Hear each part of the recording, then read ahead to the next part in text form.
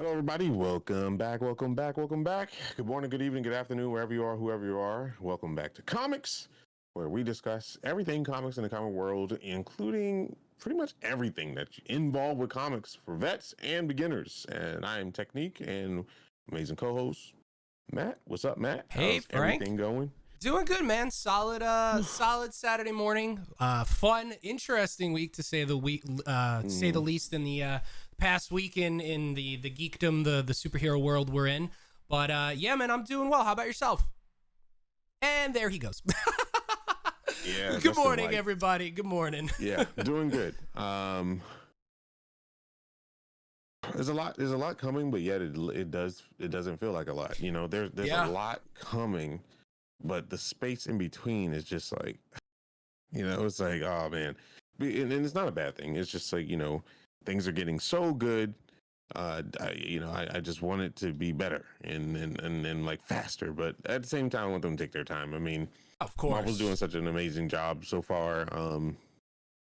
I had a thought about DC. Ooh. And I feel like they got something coming down the pipeline. I don't know. I just got this feeling that they're gonna hit something. Something's gonna click with DC. I just can't think about what, but I just got a feeling that DC is definitely gonna hit something.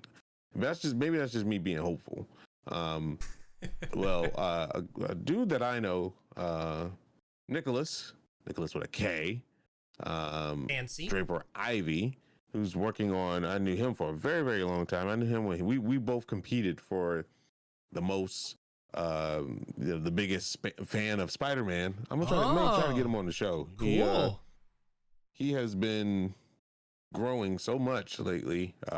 He went from being a guy from Detroit that lives in New York, back my hometown, and just wanting to draw comics to actually drawing comics. He was working with the first Black manga and anime studio, and had major success there.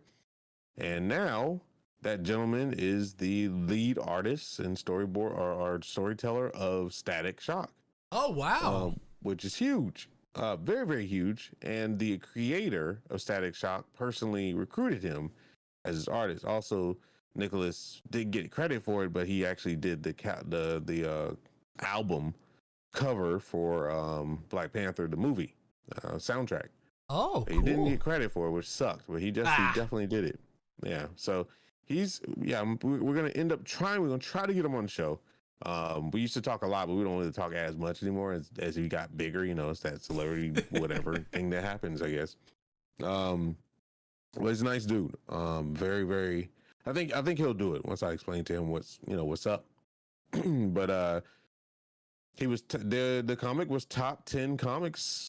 Like comics have their own kind of like billboard type thing, and Static Shock was top 10. Static Shock, I feel like, has been since Static Shock originated. I think Static Shock was Static Shock coming around in the 90s or the early 2000s?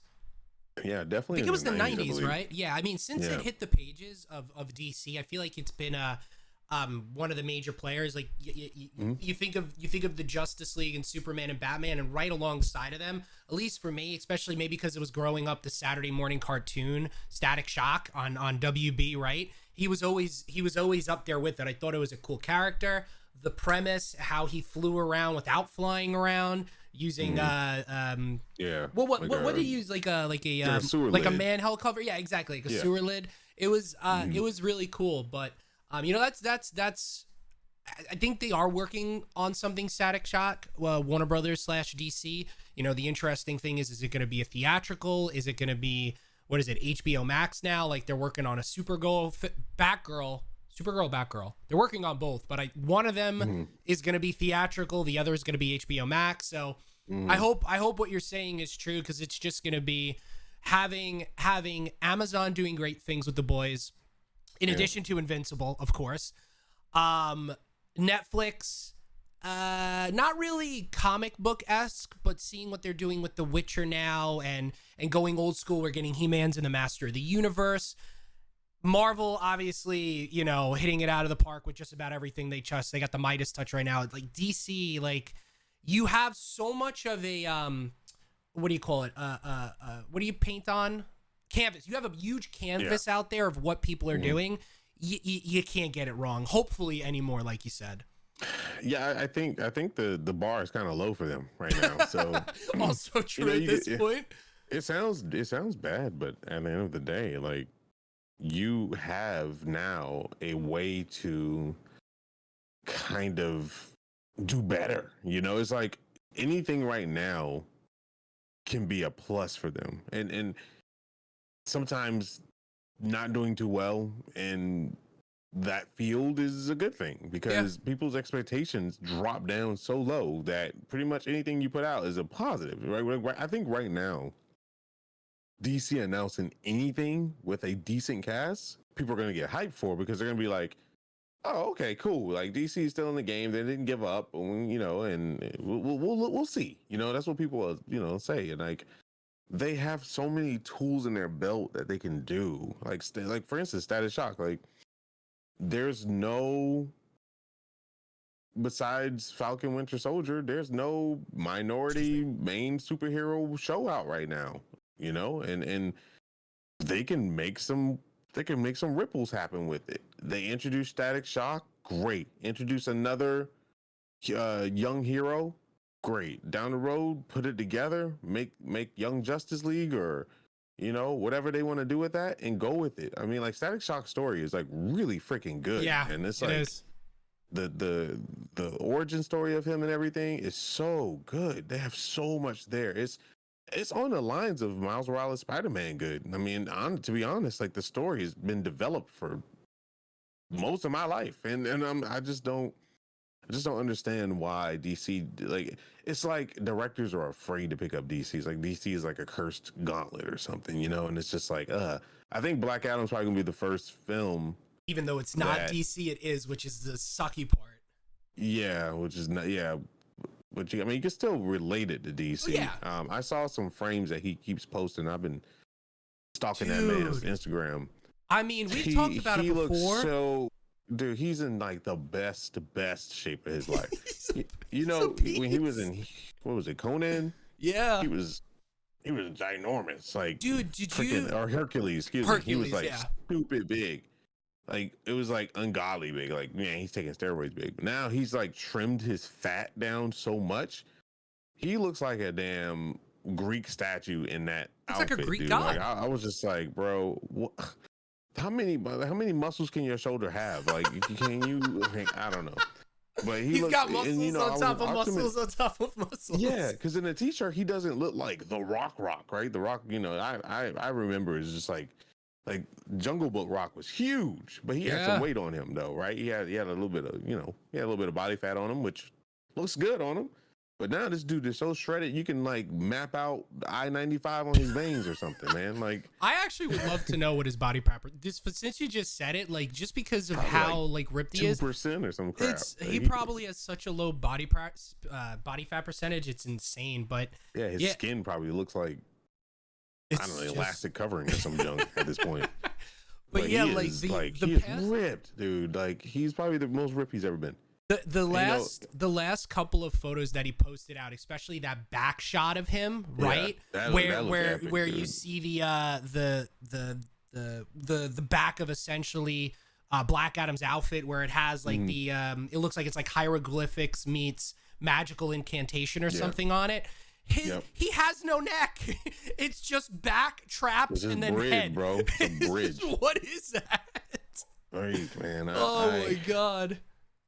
I don't know, but I'm excited, man. I'm just so happy for The Rock. Like, or Dwayne Johnson, I should say. He's had a life, man.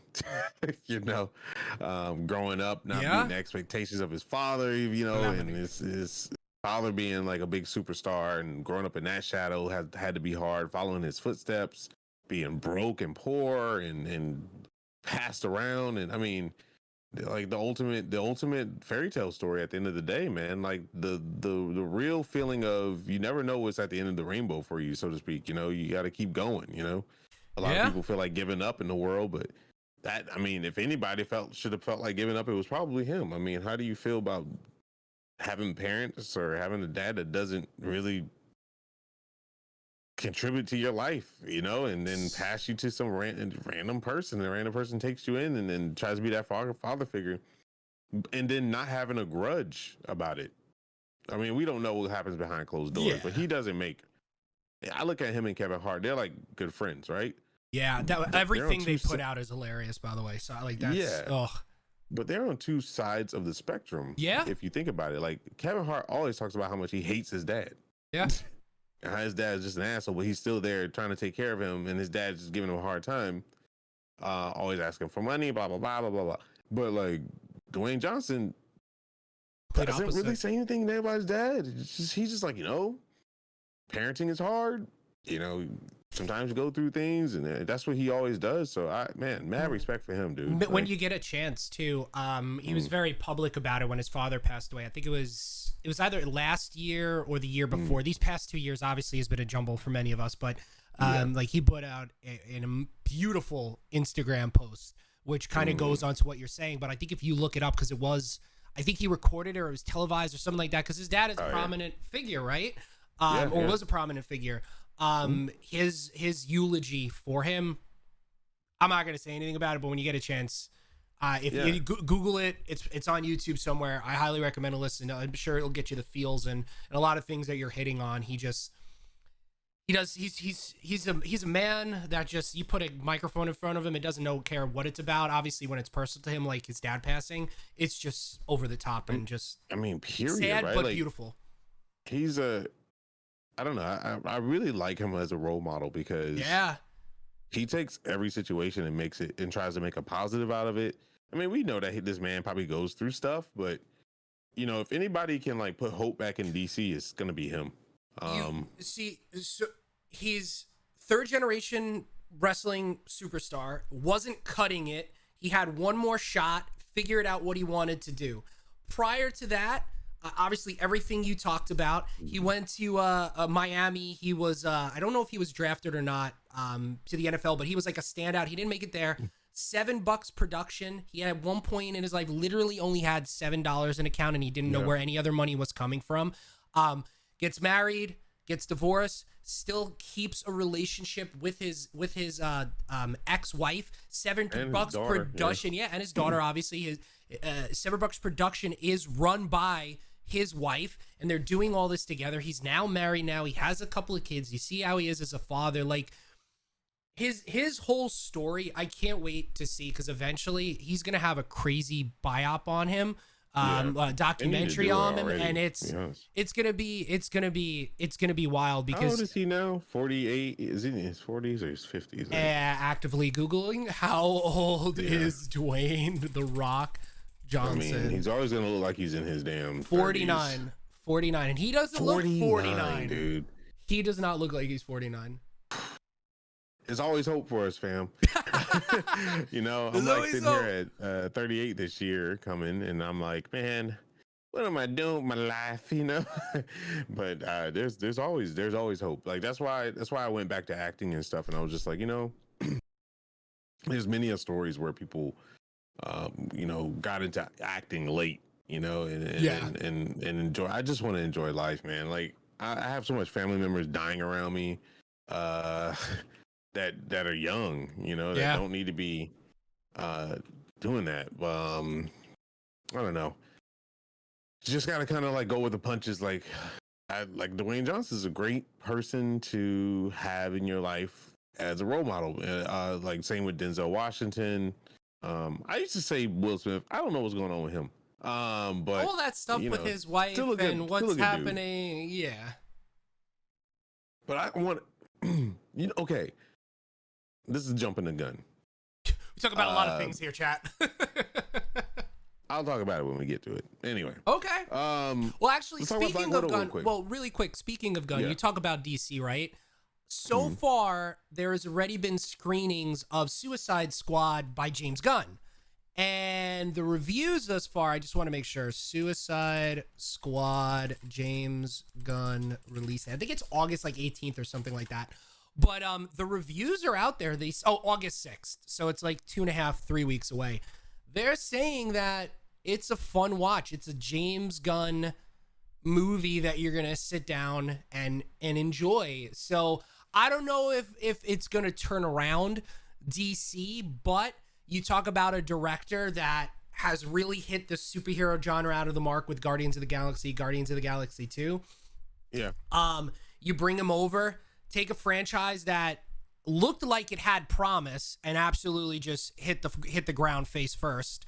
I just don't think that Suicide Squad is the right one to start with, though. Like, Gunn is perfect. Gunn is so good that people quit Marvel for him. Yeah. So, I mean, the whole cast, essentially. Yeah. So that says a lot. But the thing is like, why Suicide Squad is just not how you try to introduce DC.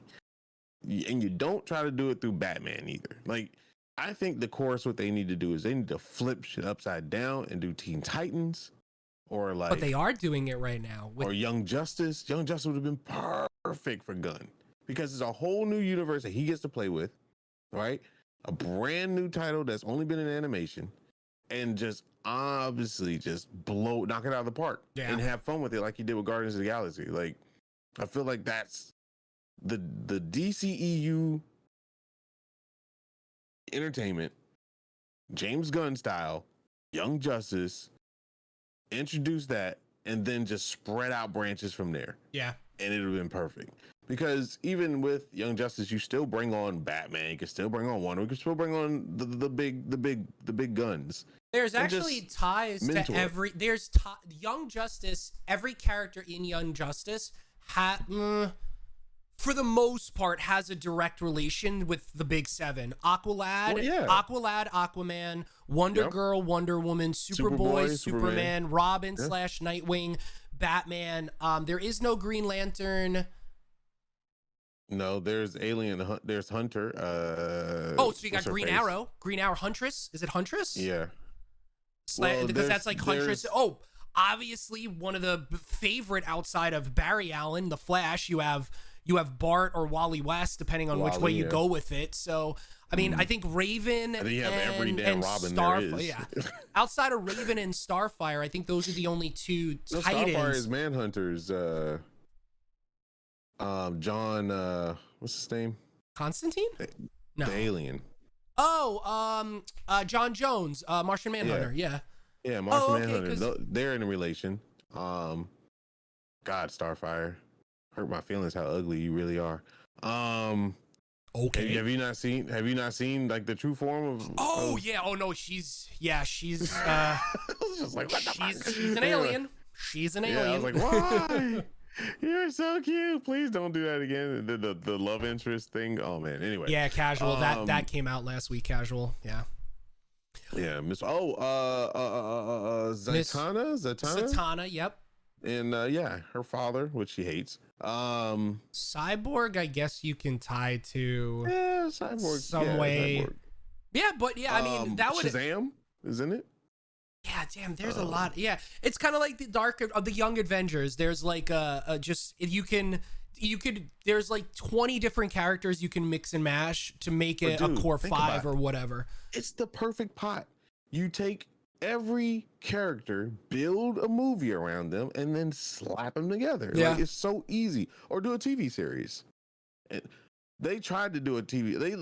They tried to do that with Green Arrow and all these people, and just introducing this TV and the story, and then put them together and make this cheesy ass I forgot what it was called. The people from DC. The Arrowverse on Warner Brothers. Yeah. I was CW. Excuse me. Oh God, I don't know. I think Arrow was in a good place. I was really enjoying the Arrow like season 1, season 2. Yep, same. And then it just kind of got like, really, like Flash. I think once they started crossing crossing over with Barry Allen and stuff, it just kind of got wild. You can't really merge those two worlds. Like the Flash series is good for what it is. It's a comedic cheeseball fest that you expect to be a cheeseball fest because it's the Flash and you enjoy it, right? You just sit there and say, this is a fun show. That's it. You can't think a lot about it. And stuff, like all that stuff is just cheesy cheeseball stuff. It's hilarious. And they got the perfect people to play cheesy because those people play cheesy all the time. Yep. And it's good. The Arrow was supposed to be some serious, like dramatic Gotham wannabe type situation. You merge those two worlds together and they try to put cheesy with that. And I was just like, okay, all right, now you're making Arrow cheesy and it's just not working. Those people don't do well with jokes. It just the acting started getting kind of overdone. The love interest episodes were pissing me off because I'm just like, obviously you just fall in love with this girl. She's doing everything for you. Like, hello, like, hello. Are you gonna? I don't know. I just lost interest pretty fast. So, I mean, you bring up Titans. It's not Young Justice, but obviously they just announced and brought out the trailer for the third season of Titans. I saw it. You'd be proud of me. You'd be proud of me. He watched the trailer. I should be like, oh my god, what happened to? Is this weird? Have you watched the first 2 seasons or no? No. Something about that just turned me off. Can I give you just some homework over the next couple weeks? Which we'll talk about scheduling for a little bit. Obviously, because season 3 is coming out. Yeah, I'll watch it. What is it? What is it? So it's on HBO Max. Okay. Yeah, so it's on HBO Max. It is essentially the core Titan group.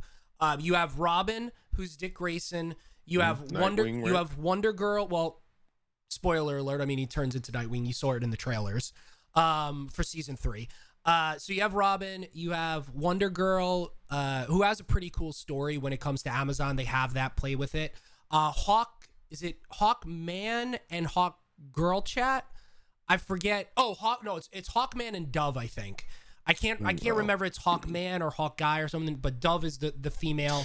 And then Beast Boy is part of it too. His origin is quite fun. And Raven. I don't want to go into it because I would really love Hawk and Dove. It's not Hawkman, it's Hawk and Dove. Thank you, Lars. I'll give it a go. I'll give it a try. It's just what I saw. I was not impressed. But I'm not trying to be impressed at this point. I'm putting out it's like fishing in a bass pool, and you're not expecting to get a bass. You just want to get something on the hook. You know, it's just like I'm at that point with DC now. It's like I'm so hungry for them to do well that I kind of want to take anything right now. And so what do we got? We got Adam coming out sometime next year. We got Aquaman just started filming the sequel. I think we had to talk about it. I enjoyed Aquaman because I had nothing going into it, and it actually surprised me. Maybe because it was the comedic, maybe it was the graphics. I really liked the CGI in it. I think they did everything really well. Stage. Well, you know, I saw it in IMAX, so it didn't. To me, it didn't look bad, and I'm very crucial usually of my audio and video. But for something that was 98% underwater, 95% underwater, I think they did a good job with it. Batman that comes out in less than a year as well.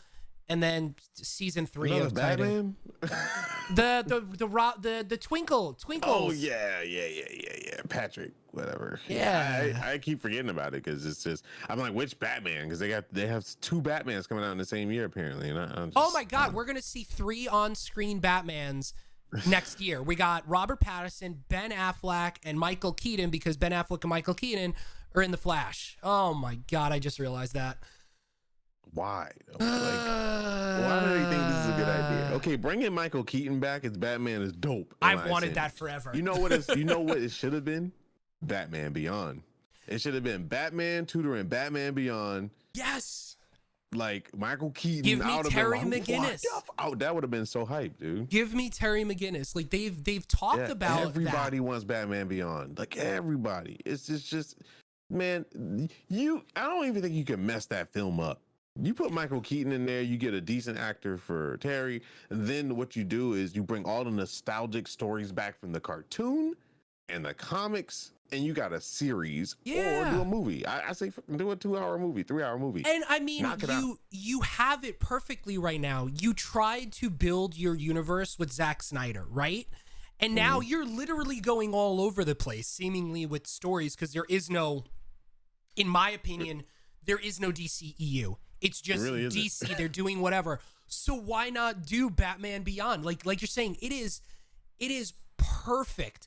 What was it? Yeah. 2 years ago, you literally had Michael Keaton graduate university, and he finished with, I got 2 words for you. I'm Batman. Like, he still is saying it. He is the embodiment of it, and he looks like an old one too. He knows he is the most successful Batman there was. Oh God, and it's just like, bring that world back, man. Like, do it. Mm-hmm.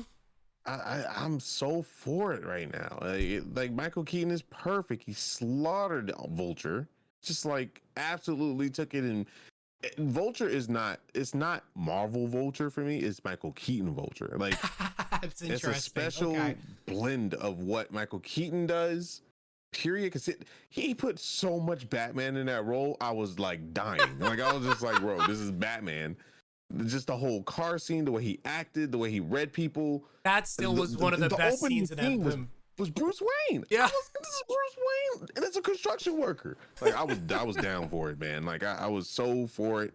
That's why I was so happy and hyped for Spider-Man, because they knocked it out of the park. Like it was just great, and like Michael Keaton's a big part of that. And and you have such a superstar like that that's coming back to movies heavily, who's getting in shape and stuff, and I mean that man is old, and he's doing his thing. I mean he's up there, Michael Keaton now, yeah. I don't know, man, and bring Denzel into DC. Just bring his ass in. Like, have you thought about that since we talked about that last? Open, bring in some superstar, tight, no pun intended, freaking actors, and just let them do what they do. Think about it. Angela Bassett is 60-something years old. She looks like a goddess, okay? I wanted her to play Storm so bad. That would have been badass, actually. She's T'Challa's mom, and that's cool. But God, what a freaking actress. Like, that's Black Panther's cast. People talk about, it feels like Twitch. They're like, I need to know, do you know any black creators that I can watch? I'm just like, they're all over the place, but you don't really hear about them because they don't put them up in, a lot of minorities are not put up in the spotlight.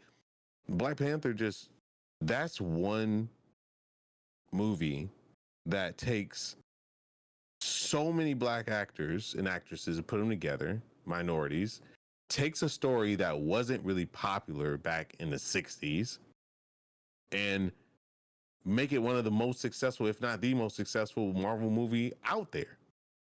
With a black producer, executive producer, director, you name it. And the funny thing about it is, all of those actors and actresses that came from Black Panther has won big ass awards, Emmys, Grammys, you name it, whatever. Won all that stuff. And they're the most wanted cast members. Like, they all have their own movies, things. They you can't even book them, half of them. Yeah. Like, you just can't book them. So it's just like, man, DC, come on, baby. Like, do something. There's a reason why people don't want to leave Marvel. They want to leave Marvel, but don't want to leave Marvel, right?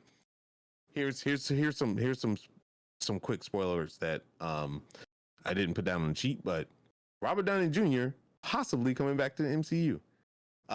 Scarlett Johansson coming back to the MCU, but not as Black Widow. So it's like these people. We got to talk about something. Go ahead. Yeah, these people they're there. They're done with their story arcs, but they still want to be a part of the MCU because it's home for them now. Yeah. These people have been working on these films for 12 years. Yeah. In this universe, and like they did a homage to Scarlett Johansson, so to speak, and her character Black Widow. And like, I forgot where I saw it. I think I saw it on Twitter, but it's like on YouTube as well. And they just showed her from beginning to end. That woman has grown up in MCU. She's a year younger. Actually, yeah, she's a year younger than me. A year in she's like mid-30s, right? So she was started in her 37. Yeah, she started in her 36. She started in her mid-20s and now she's in her mid-30s. Yeah. It's crazy. She's 36 and her birthday is on November 22nd. Like mine's on the 14th, funny enough. And oh man, I was like, God, that's a gorgeous woman, dude. Like, just seeing her as coming in as Black Widow in Iron Man 2. It was Iron Man 2, yeah. Yeah. And just seeing where she was, and people were just like, Easter egg, woo! Well, Natasha, blah blah blah. To where she is now and where she ended, So good. So good. That makes me so sad, dude. My God, Scarlett Johansson is our age, Hawk. It's not too late. It's not too late. I mean, she did start in her 20s, though. Yeah, if you really want to get slapped with depression, like I just did this weekend, Florence Pugh is only 25. Anyway, she's 25. Oh my God, she was phenomenal. Well, talk about a segue. We could talk about. We're going to talk about Black Widow here. Anyway. We're going to try to stray as best as we can from big spoilers, but really quick, because of Michael Keaton, did you see, because we are the comics, we have been talking about, TV movies, did you see that DC is actually taking Michael Keaton's Batman Returns and now making that a sequel in comic books?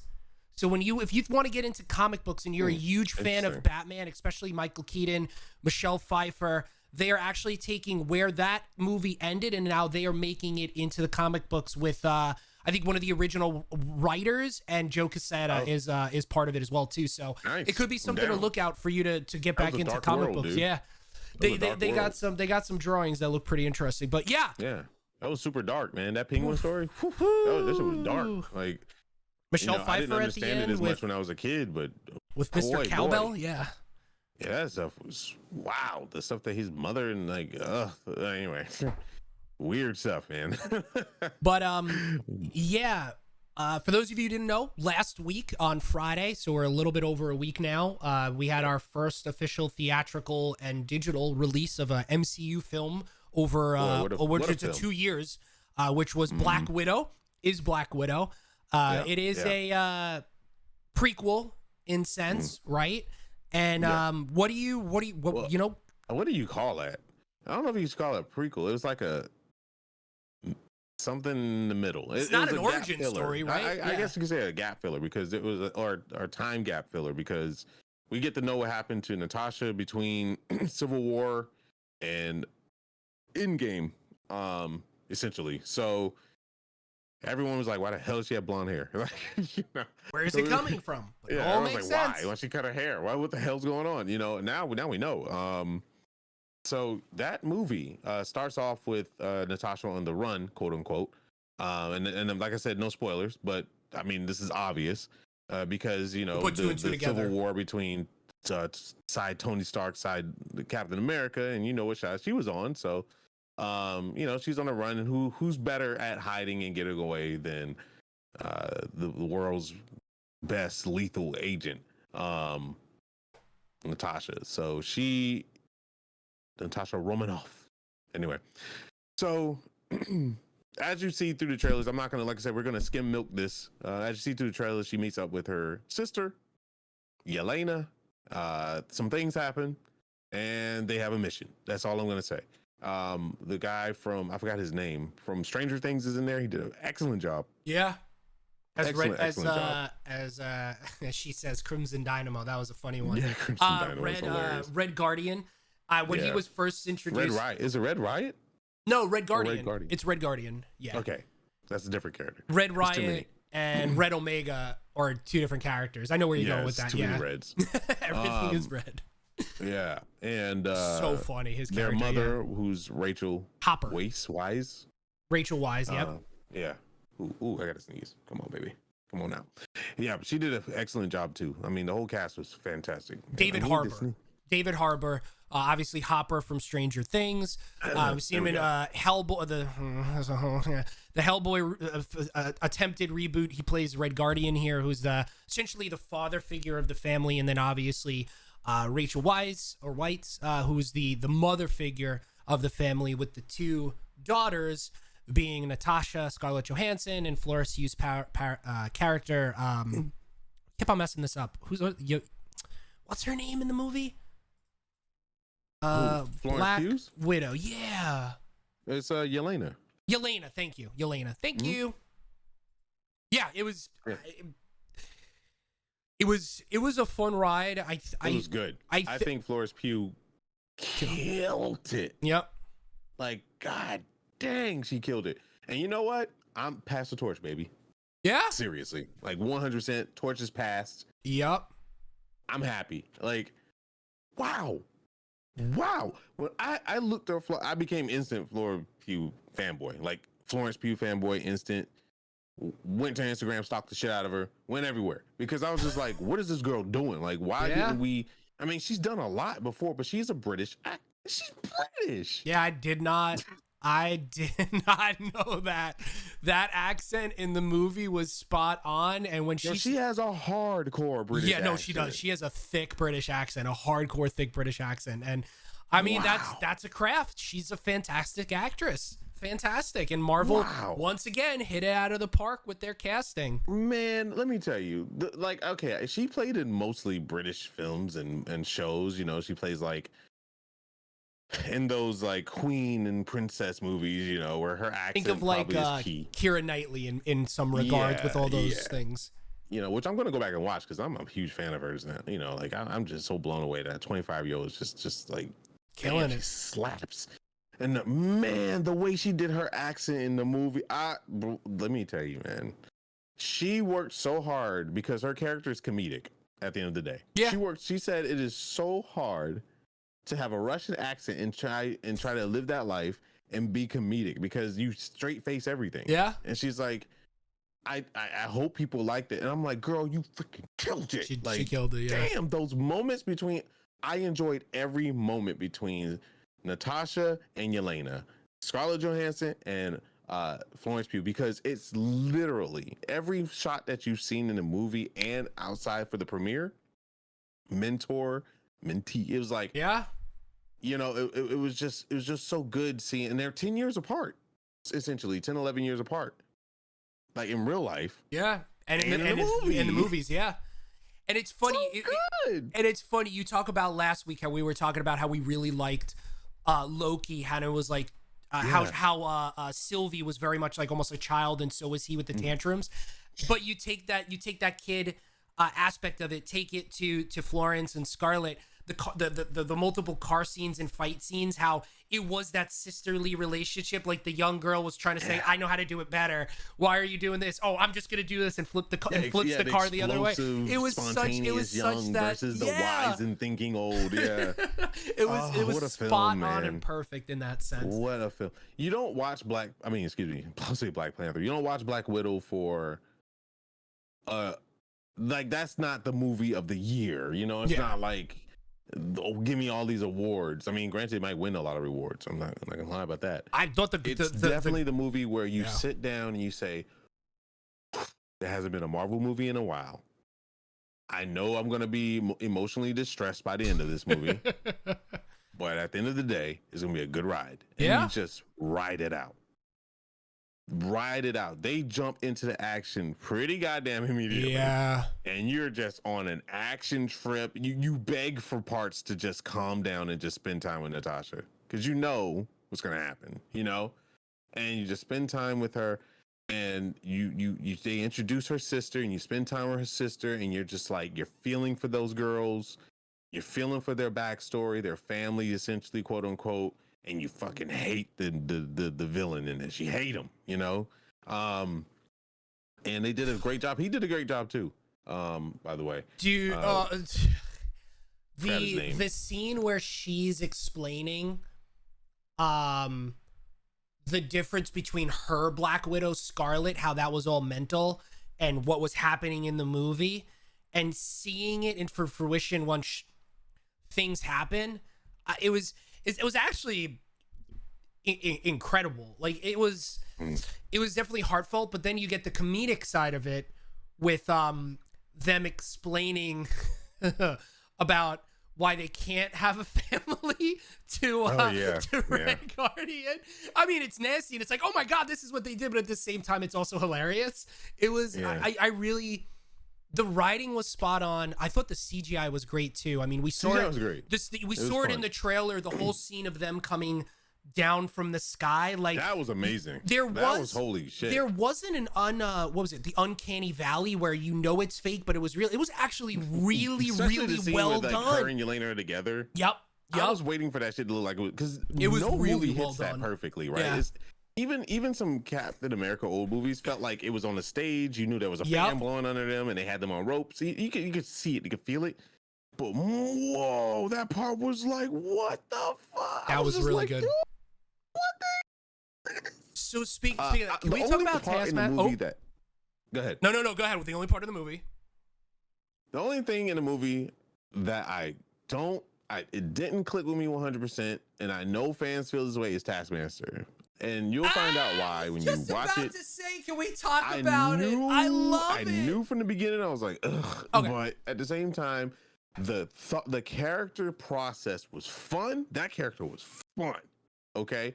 Because it's Easter Egg City. You can be like, oh my God, Black Panther. Oh my God, Captain America. Oh my God, Hawkeye. And you can see all of it. But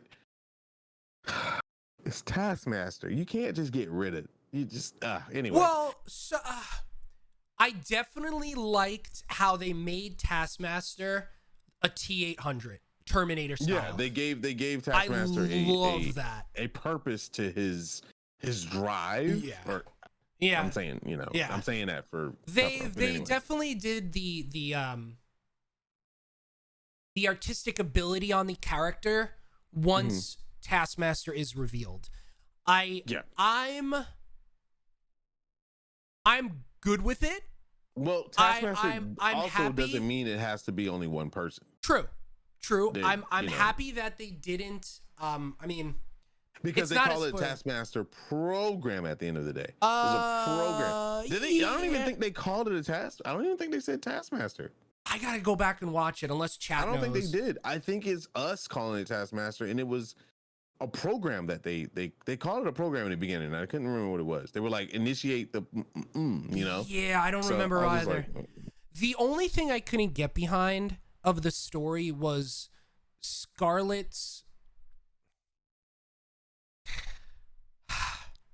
not the reason behind how she came, how the character came to fruition, not how that program was being controlled, or even the mission itself. Like, it made sense, but like the scene when they're on there and at the end, let's just say her keep on saying sorry, it felt very rushed and it didn't seem like real life.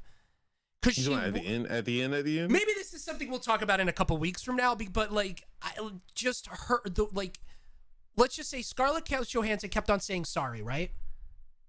She kept on saying sorry, but like at the end, I'm happy that we still have this Taskmaster alive and they didn't kill him off. That's not a spoiler alert. I'm cool, right? Like, they didn't kill it off. That was the one thing I was worried about, because Taskmaster is an amazing character. On how we look at Taskmaster from here on out. Yeah, and if that's actually, like I said, if it's a program, so to speak, or a way of life that's being introduced, they can do a lot with that and go from there, like, without spoilers.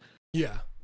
I know what you're talking about, but we do have to reiterate the idea that she is on the run and that things are happening in the world while that break is happening, so for her to have to go from point A to point B so quickly, towards the end, it's kind of that way. I mean, she did call them. She did call them to show up. It wasn't like, true. It wasn't like they found her, so yeah, that scene may have seemed like really fast and stuff, but the MCU is fast. Like, there's a lot of like simultaneous stuff going on. That is true. And I believe Hawkeye is going to be, well, no, that's going to take place after the blip. Hawkeye is a current. Oh, I know MCU exactly film. Where that's going to be at.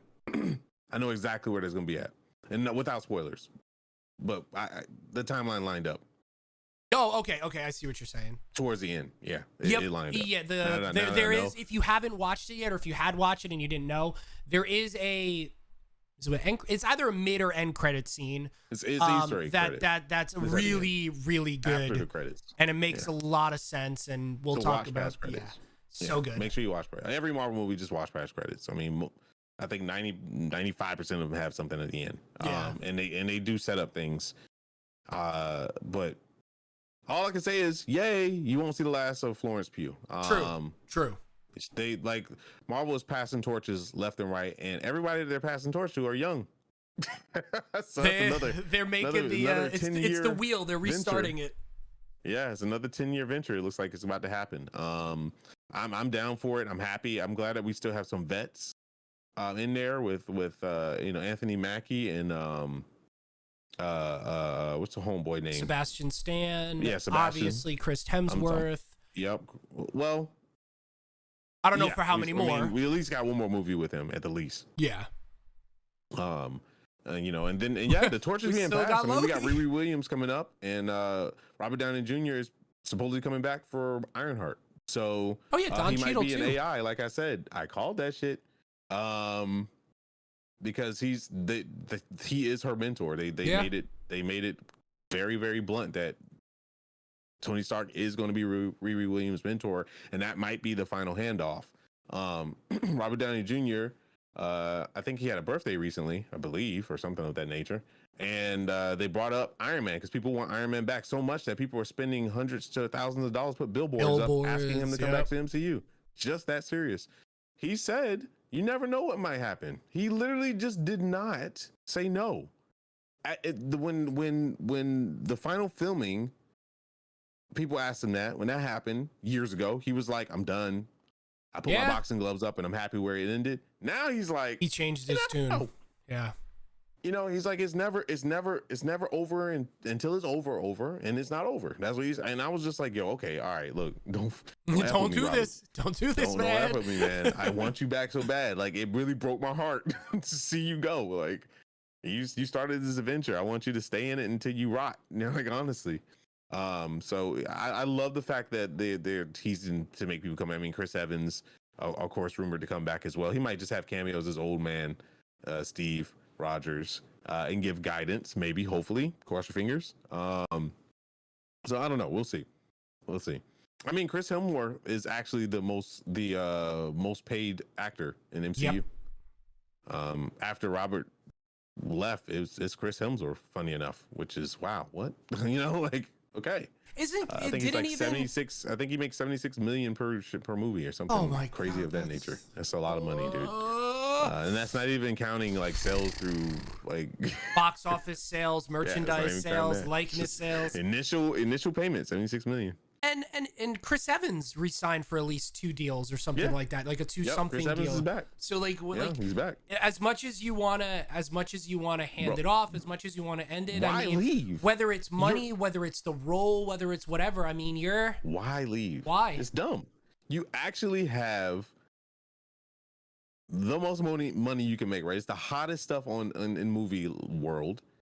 Why leave it? Like, I don't know, man. I get that you want a hiatus and la-di-da-di-da, but dude, F that junk. Man, you got toys, comics, cartoons. You're just making royalties off stuff left and right, and you're making the initial payment out. Dude, stay your ass in the MCU. Factual. Yep. I know I would never leave it. I'll be 80 years old and I'm still good. Yeah. Anyway, speaking of which, we need to talk about the big elephant in the room because we got 4 minutes until we need to talk about it. Yeah. I'm gonna go ahead and jump the gun. Is Loki Finale. So if you haven't seen Loki yet, I highly suggest you cover your ears, mute, go do something, and put this on pause until you have. Loki was absolutely fantastic, phenomenal. Like, my God, actual claps. It was amazing. Marvel. Like Marvel used to have this thing where the ending was just okay. You'd be like, it was yeah. Right. Wow. Holy shit. And who they brought on. Wowzers. Okay, we already knew. We called it since the beginning, so claps to us. We called Kang the Conqueror. We knew it. The puzzle pieces were all there. I was hoping for some beef, but it was perfect. At the end of the day, it was perfect. I was like, I don't know if they should do it right now. The way they did it, I was like, okay. I will say, at the end of episode 5, I was torn. Like, did I want to see? What? Did really? I? Well, no. Just because of one line. When classic Loki, right? When classic Loki said it with Loki's, it's a game within a game. I honestly thought that it could have been a version of them in the Citadel where they were going to.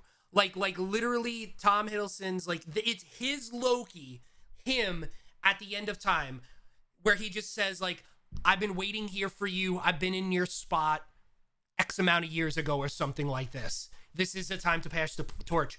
But as soon as that elevator, boop, and I saw, oh my God, what is his name? The actual actor's name. Kang, actor, Loki.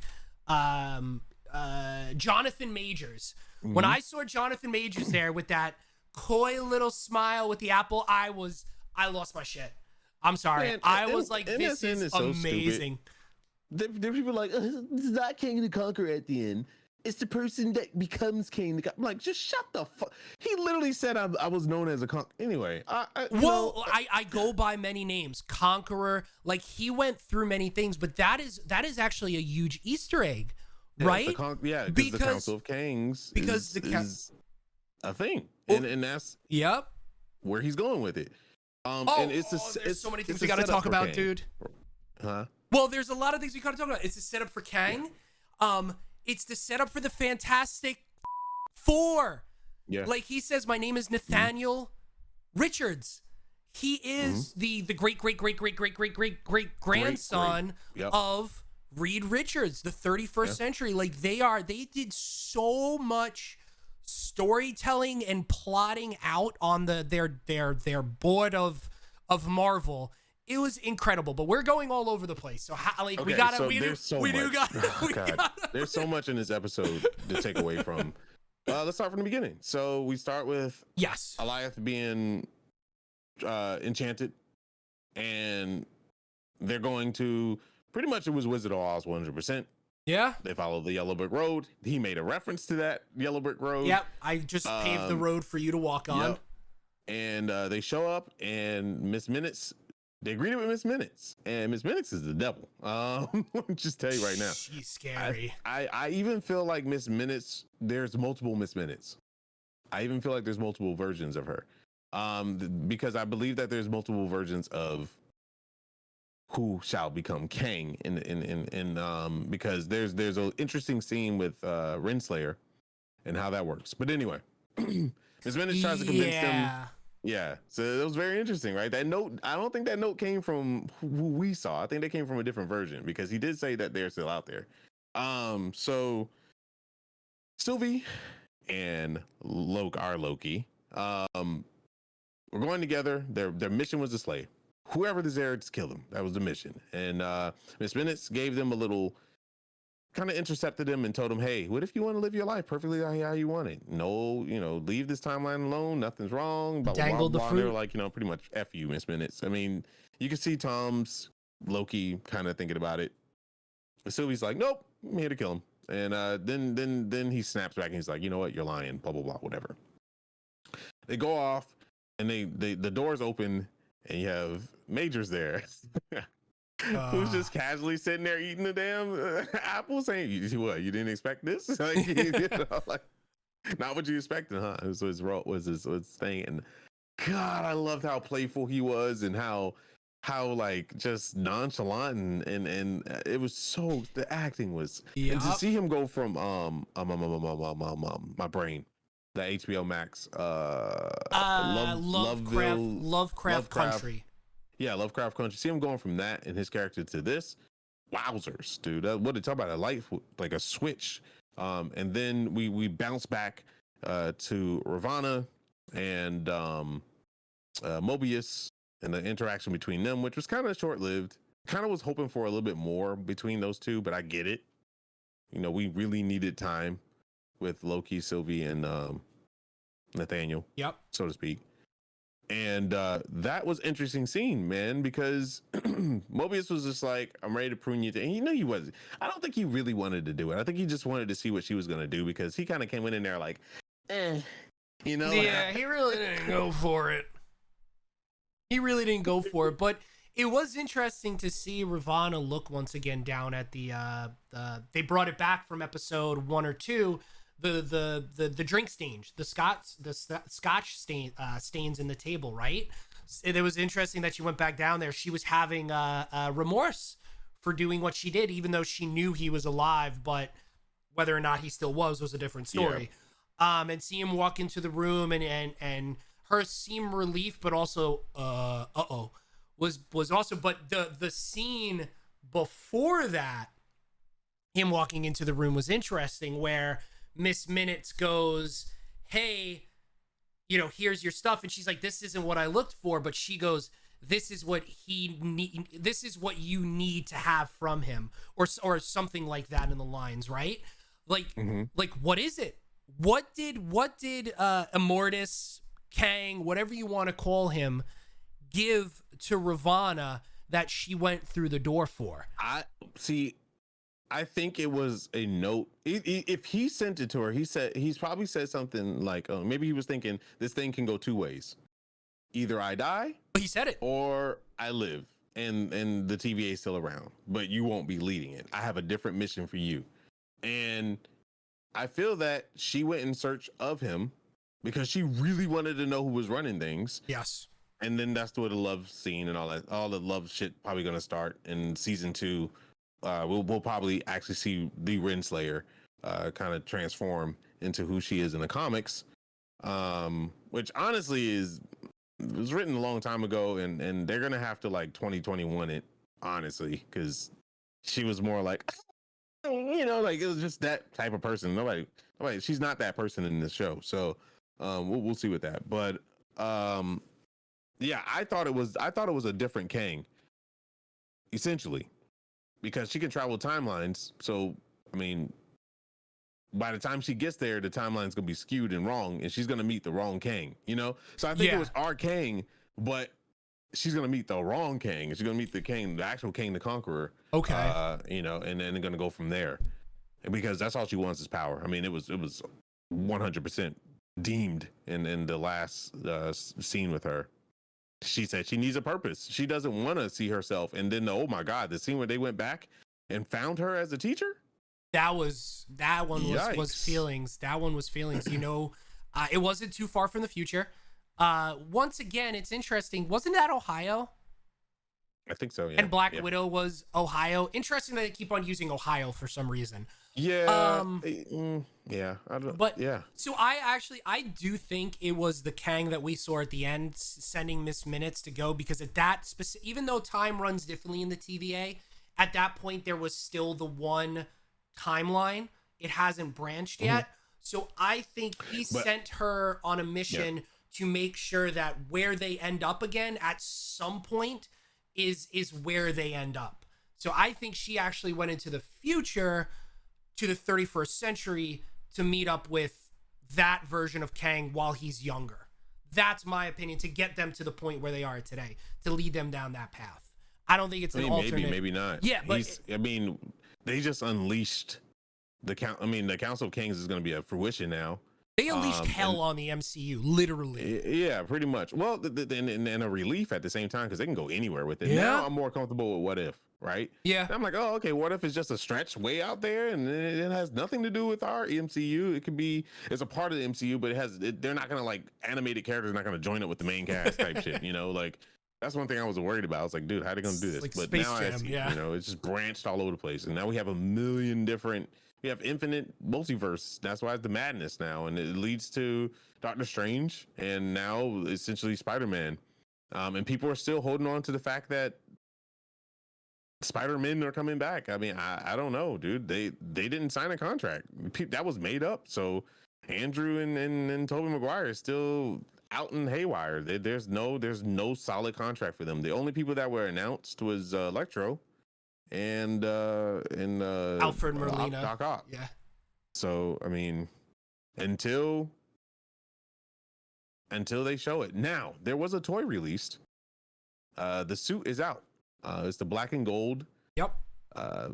Spider-Man suit. The MCU version, which I don't like.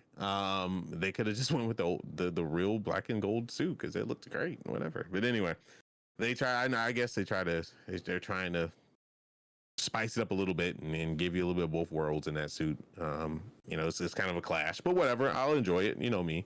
And the suit in the comics has the hourglass on the chest with a spider in it. Kind of Madam Web-ish looking, because Madam Web is the widow with the hourglass as the marking. So I wonder, and they kind of like merged that together with like, it was like a spider with an hourglass bottom. Mm-hmm. So I wonder if they're going to use that or not. I mean, it was on the toy, but we will see. It looked pretty cool. Black and gold suit, Spider-Man, far from. Yeah, it was by that company that makes Hot Toys. Really, yeah. I feel like I just bought a $300 thing from them. Miles Morales had to. But anyway, so back to the show. Ravonna and them, they got out in scene. They're done. They spent most time with Majors, Tom, and Sophia, and they did a really good job. There was a slight little battle. Hope he didn't get rid of the sword. Yeah, because he kind of just threw that shit. But I think he can manifest it now. He can manifest it at any point, wherever. Yeah.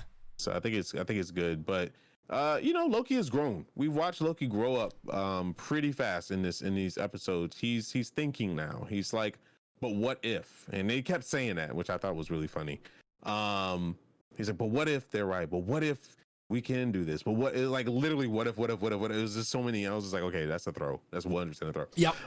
But Sophia was just like, nah, man, I'm on a mission. I'm not like you. They kissed finally. Yep. Finally. I was like, oh, the world's gonna explode. At that point, boom, everything's done. Yeah, they kissed, and we're getting a little ahead of ourselves. Nathaniel gave them the whole story. He explained that there's different versions of him. He's from the 31st century. That he met other versions of himself from different galaxies. He unlocked the multiverse, the secrets, right? Yep. Yeah. Stacked. He's like how galaxies are stacked on top of each other, and like parallel universes and multiverses do exist. He met versions of himself. They worked together. They created technology, and they expanded on that, which is very dangerous. And we know the time. My question is, where the hell was the timekeepers at? Like the actual timekeeper, the guardians, guardians. I have a theory with that. But go ahead. So that's something that was kind of weird because they're the guardians of time. Like, how can they not? But anyway, maybe because he came from a time where they weren't anything, or maybe I have a feeling that Doctor Strange met up with one of these. I just have a feeling. So they to save the multiverse and to save time, they obviously created the Council of Kangs, which is also a throwback to the Council of Richards. Obviously, Fantastic Four there. Obviously, with both story arcs, like I like how they're melding a lot of stories together here to make something work for them. There was factions within the Council of Kangs that saw it one way, saw it another way, and a multiversal war came out. So a lot of the things that Miss Minutes and what we watched during the season was pretty accurate. There was a multiversal war. They had to, unfortunately, abolish all the other timelines so there was still a universe at least to still be around. I do think there was a set of timekeepers. Now, if you go through in the episode and watch it, when they walk in, there's the 3 statues and then one is broken. I actually think the timekeepers were a faction of the Kangs.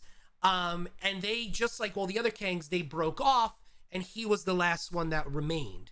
He just kind of just wiped them all out somehow, some way, shape, or form, because there was that 4th statue that was broken. Now, you could see it as it was Kangs. You could see it as that 4th statue was the broken Kang that started the multiversal war, maybe. I don't know. Or the one that went to the end. Or it is him, that one that at the end. There's a lot of different way, the timekeepers, excuse me. Yeah, I don't know. Granted, the middle timekeeper does have an uncanny resemblance.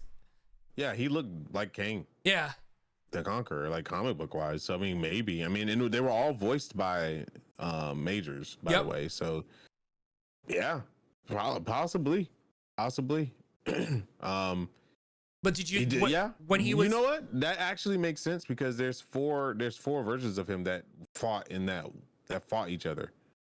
And did you notice when he was doing? Oh yeah, are you talking about the wrist thing? It was always four. Yeah. It was always four, and it was the TVA pruners that they were using against each other, which was also interesting. Mm-hmm. Maybe he just didn't want to see himself anymore. That's why it's broken. And then so they explained they tried to kill him and they couldn't kill him for a while, and he explained why. He's like, I see everything, I know everything. But the time was running out, and that was something that you could tell the whole time. He went from like this really charismatic, like joking person to like kind of like sweating. You know how you're like nervous, but you laugh it off type thing. Yeah, he was getting nervous and I was like thinking back at as the scene going by, he was getting kind of fidgety. And I was like, what the hell's wrong with this dude? Like, he's fidgety and stuff, and then boom, the time stopped. Like they hit the threshold, so to speak. He had this planned out. I love that. Yeah, he had it planned out to work in his favor because it's in his favor either way. Like he was telling me, he's like, either way, I win, but this is what I would like to do. You choose your own path. You can have it go one way and have things simple, or create madness. There was two options, right? Yeah. There was literally two options, if I remember correctly. One was obviously the you kill me and it's going to all go to shit and we're going to end up being here at some point again. And the other one was it Miss Minutes gave them the, hey, live out your life how you want to, but then he said, but that wasn't the you take over this, right? His was the you take this over. He said that this whole thing, their whole life happened the way it did because they were the perfect ones to take over the TVA. Not one, but two. Yeah, he kept on saying that. Yeah, because two persons make one. As we said, that was like the thing. It's like it was leading up that the polar opposite sides of Loki make the ultimate Loki. Yeah. That's the superior Loki, is them together. And so essentially that's what, I mean, our Loki, Tom, was so in love with Sylvie that he was like, I'm down with this. Yeah. Like, let's do this shit. Because you're getting, but she was like, oh, so you're going to actually do this because you're getting what you want. You're getting to rule the universe, essentially. And he also saw things that she didn't. Like, he saw what his life was if he didn't get ripped away. He saw that what essentially what Kang was talking about is gonna happen, essentially. I mean, the theme also was, he said it, I think, he also said it in this episode too. He goes, you take away one, or Kang said it, you take away one big bag, you open yourself up for more, or something like that, right? There's always going to see someone bigger and better. Like, that was another huge theme of this episode, and Loki as well. That I'm super excited about, he was like, you think I'm bad? You got to meet the other ones of me. Yeah. Yep.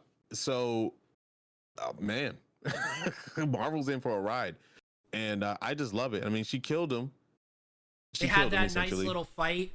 That was a ballsy move by Loki too. How she was just about to slash down, and he was right. He just came right there. She wasn't going to do it. I thought it was a really powerful scene. Yes, it was really powerful because we thought that he had her. They kissed and everything, but she made it known. I mean, they called it out. She doesn't trust anybody, and he wants to be trusted. It's like how it is, and she pretty much opened the door and pushed him through, and he ended up in a TVA, and she killed him at the same time. It was supposed to be spontaneous, and he was like, okay.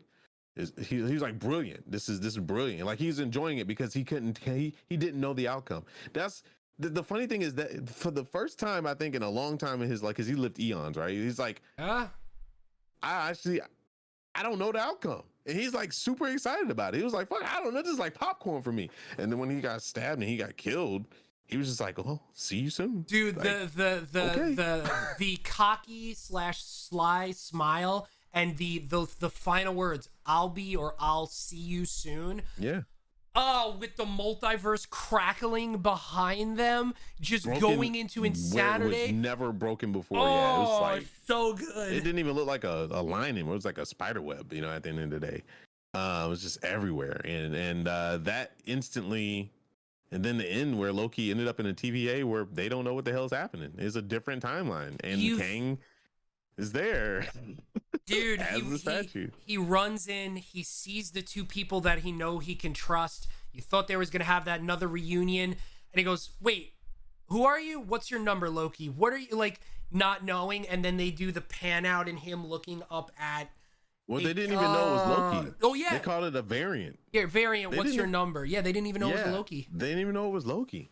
Oh, my God. That's even. So, also, yay for Loki. He's not gonna go out like the in-game Infinity War junk don't matter anymore because now the multiverse took over. So there could be a reason why Chris Evans coming back. Could be a reason why if Robert Downey Jr. decides to stay, yay. I mean, Ironheart, Hawkeye, all that stuff is now effed up. Like, I don't know. I mean, but the cool thing is that Florence Pugh and everybody else that's now, you know, the MCU, that's still their timeline. They're still in that timeline. So the people that is going to affect is Ant-Man. So they're going to be a part of this craziness. Spider-Man. What's the face? Doctor Strange, and so on and so forth after that. Black Panther, I don't think is going to be a part of that. Because I think Black Panther is going to kind of be right after Infinity Wars happens. I think it's probably that timeline is probably going to be in there somewhere.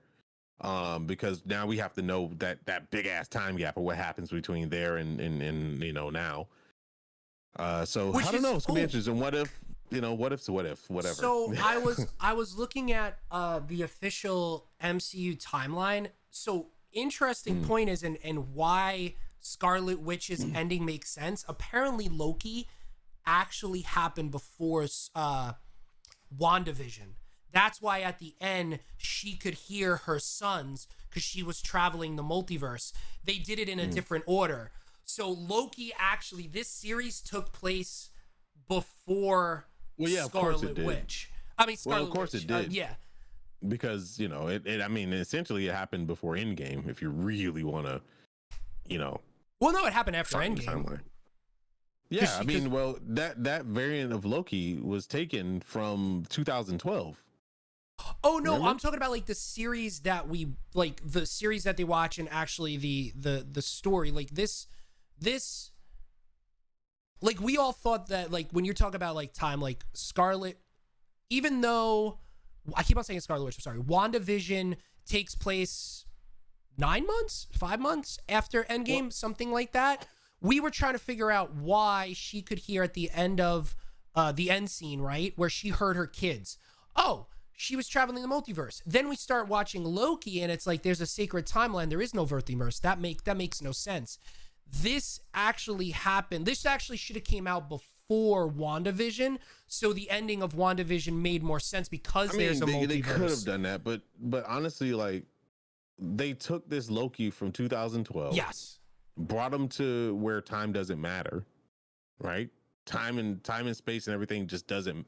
Where the TVA is, it's just there because they keep up with time because they've been there for eons, right? Yes. That's what they said. He said it. I've been there for eons too. Yeah. Yeah. So that's just been there. So I don't know. I don't think they could have placed it pretty much anywhere because, essentially. Endgame and stuff didn't happen yet because he was watching what is going to happen in the future.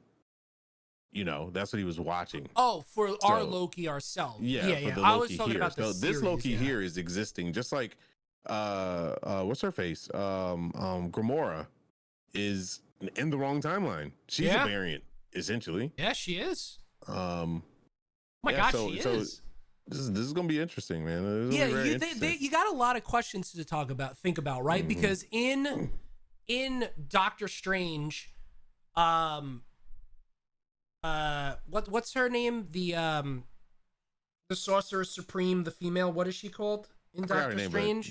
She's the Supreme leader or whatever. She flicks Doctor Strange in the multiverse. The Ancient One. Thank you, Josh. Yeah, the Ancient One. Yeah.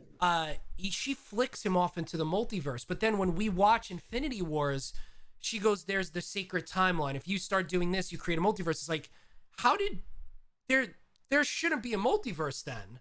How is there, how do you know? She was saying you'll break the timeline. I don't think she mentioned multiverse, but she said something like you'll break the timeline. But she did say sacred timeline though. Yeah. But there was no multiverse technically at that juncture.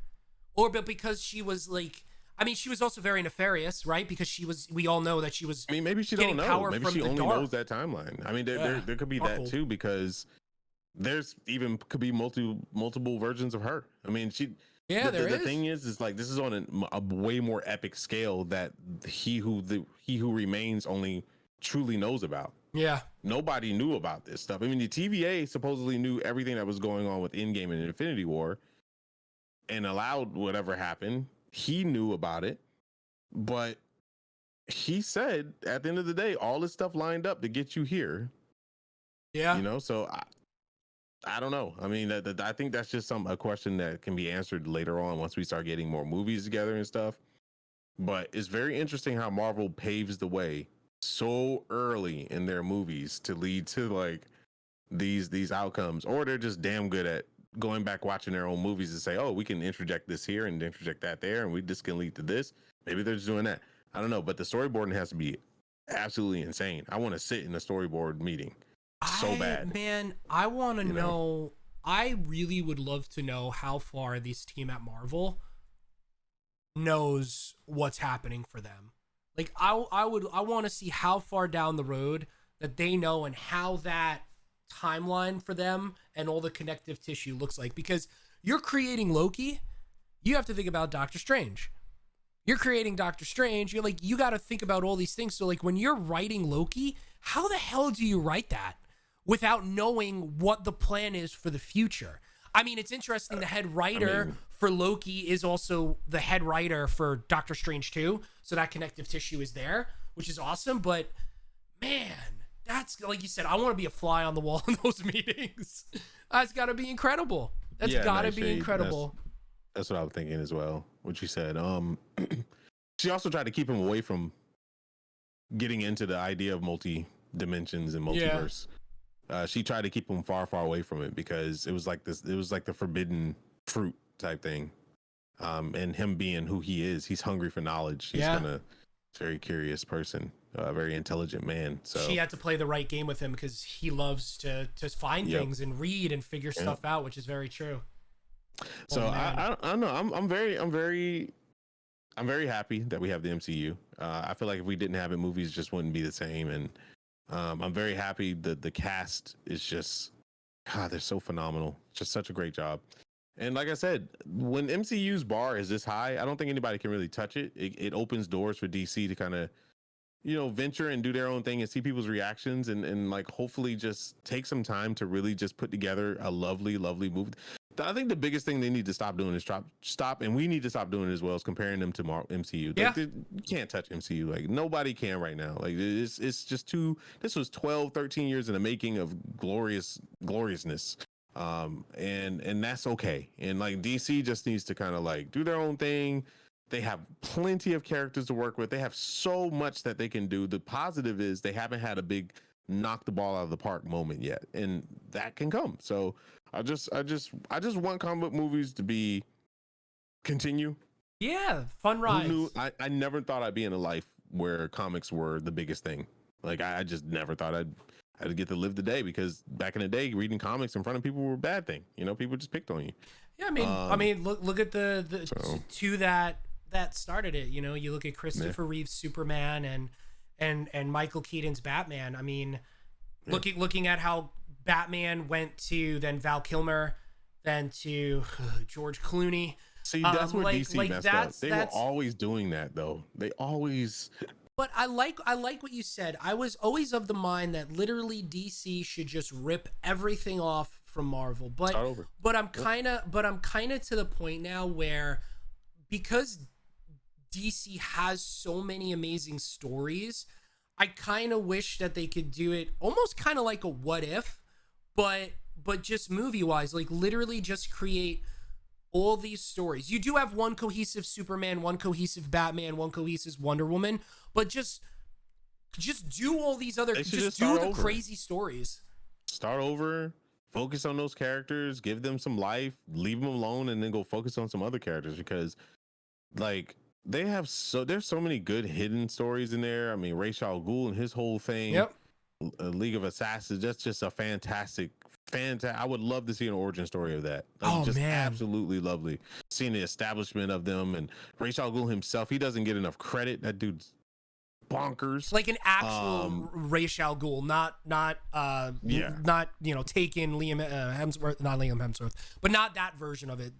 Like an actual Ra's al Ghul is fantastic. Talia is a badass character. Yeah, talk about another female badass character. Start with the establishment of Ra's al Ghul and stuff. And they can spot back and forth with young Bruce Wayne if they want to go that route, and just completely start it over and don't have to do an origin story of Batman. Just have when he meets Ra's al Ghul, trains or whatever, and exit story and like focus on that and explode outwards from there. Yeah, that's an interesting point. So Iron Man was the starting point, the pin to start off this journey. If DC had the, I don't know if you call it the wherewithal or balls, to literally just say, canceling everything, we're starting fresh and we're starting now. What character would you start it with today? Like, I like the idea of the League of Assassins and everything. If Green you Lantern. were starting Easy. DC, Green Lantern would be great. You say Green Lantern. Now, why? I think he'd be great. Well, that story's old as dirt, and it's dealing with, like, it could set up so much stuff, right? You could start with all the Green Lanterns. It's a fresh start. It's out of the batch. It's not a Batman movie. I mean, everyone, their mom's gonna say start with Batman, because Batman put the Justice League together, essentially, I guess. He would be the one going around recruiting. They literally, now that I think about Justice League, it was literally Nick Fury going around recruiting people in multiple movies. They all stuck it in one movie. That's why it didn't work. It just didn't work. I was thinking Green Lantern, but maybe not Lantern Corp. But maybe, I guess you would have to start with Batman. I mean, I guess you would have to develop, but I would do a Batman Robin type situation, not an origin story of Batman. Batman as a very experienced Batman, introduce like maybe even Batgirl and Robin, the originals, young versions of them. And or you can even start with Batman and what's his face? What's the commissioner's daughter? Barbara Gordon. Yeah, Barbara, and like do the whole dramatic love interest movie with them, and knock that out the park. And then I really want a Robin. Like I think if they should start with Robin, honestly, like.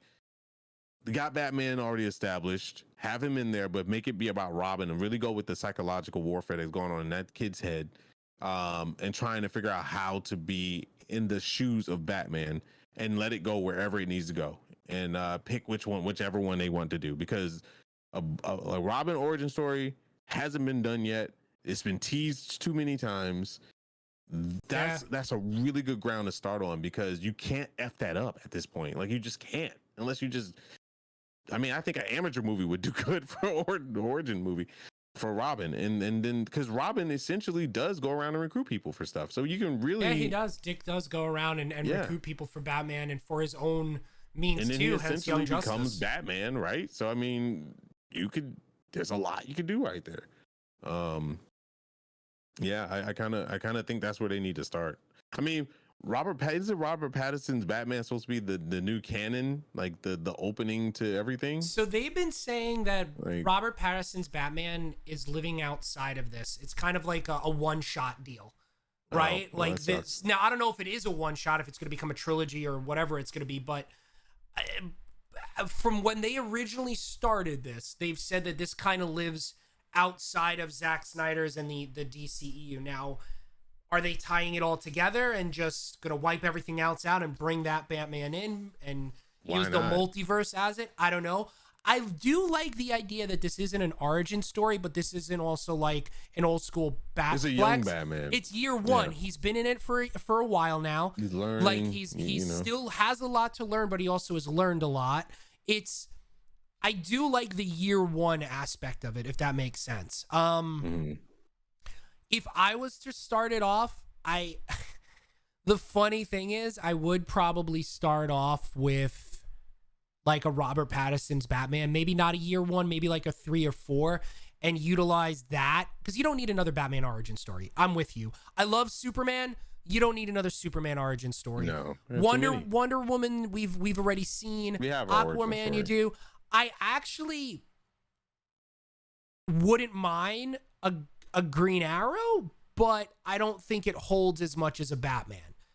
Right? Kind of like how Iron Man almost needed to be the start of it. I kind of like. That's what I'm saying. I think Batman and Robin relationship would be perfect. Whoever they choose. Robert Pattinson say it didn't work with the regular. Yeah, probably.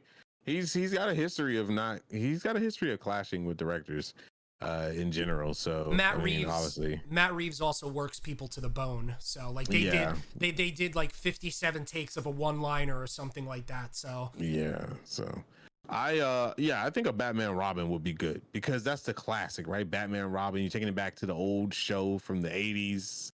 I just think that's a good place to start, and then watch Robin grow up. Get the arcs in with Ra's al Ghul, introduce Robin being maturing and having him turn into Nightwing, and then bring in the next Robin, his actual son, and then go through the mental turmoil that he goes with, that he's been taught as an assassin his whole life up until a point, and now his father wants to come back in his world. I think that'd be a great dramatic. It could be a TV series for that. And then introduce Barry Allen, and like that whole thing. Either they go with the TV series or branch off into their own thing. I think the TV series was pretty good. Anybody can put a little bit of weight on and lift some weights. I mean, the current Barry Allen in the TV series. He wants out though. Right now, he's saying. I've been hearing stories that he's done with it. He wants out. Which kind of sucks. I bet. It's been a long time, and they're not going anywhere with it. And he wasn't even chosen for a movie. I'd be pissed too. Yeah. To have somebody else play the character that you've been playing on a TV series forever, like why? Like I asked that question personally. I was like, the fuck. But granted that was a different universe or whatever. I don't know. DC's a mess right now. I just think they just need a fresh start. Who would be the villain for Batman and Robin? I mean, they have a bunch of cool villains that they got Poison Ivy, they got Clayface, they have so many people that they can go with. I don't think, Council of Owls I think that would be a little bit more mature Robin for the Council of Owls. Yeah, if you think of like the comic books and everything, definitely Court of Owls is later down the pipe. I personally, I think you've done Joker so many times. Pause on Joker. I mean, you have to have Joker. Period. I would like a Riddler, just because that's like the detective part of it, and you can really train Robin. Riddler is part of Robert Pattinson, but if we're talking about like restarting the DC, having like Scarecrow would be Batman and Robin. Yes, Scarecrow would be really good. Because Robin and Scarecrow, Scarecrow honestly pretty much beats Batman in a good amount of ways, because Scarecrow screws Batman up for the future when he first meets Scarecrow and he sprays him with fear that toxin. chemical. Yeah, that shit doesn't leave Batman. Like it just doesn't. Like the mental strain that it has on him, it just amplifies who he is. Who he doesn't know who he is at the end of the day. And that's why the Scarecrow is like, I think there was a comic saying that Scarecrow is like one of the most, if not besides Joker, the scariest villains in the DC universe. So I think Scarecrow will be really cool. He affects everybody. You think of Injustice, he infects Superman. That fear toxin infects Superman so that he kills Lois and their unborn son and let Superman go insane. Like, that fear toxin is no joke in the DC. Mm-hmm.